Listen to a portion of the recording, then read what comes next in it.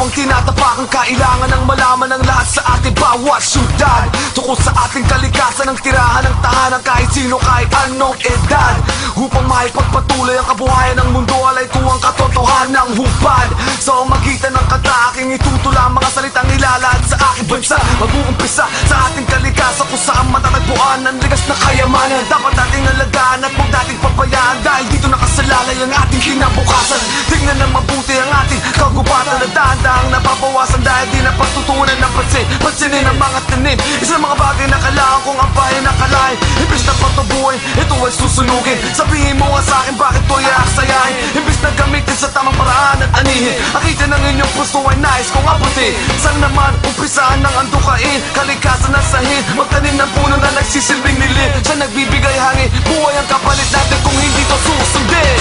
Ikaw ng lupang huminga, di mo ba ito nadarama? Kalamitan ng ating bansa, dahil ay mismo at lumikha. Makinig sa aming mga salita, di ka ba nadadala? Kumilos ang ating bansa, bago ba ang lahat ay mawala?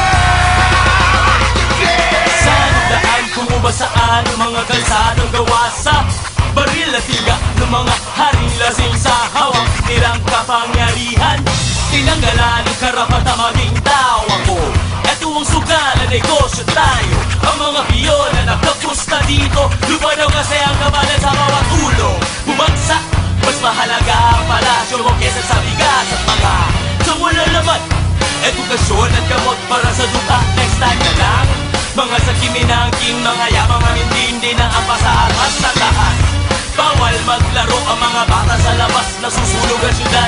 Wala na ba talagang pag-asa para sa masang tuloy ba rin umaasa na matigil ang pagdaloy ng dugo, ang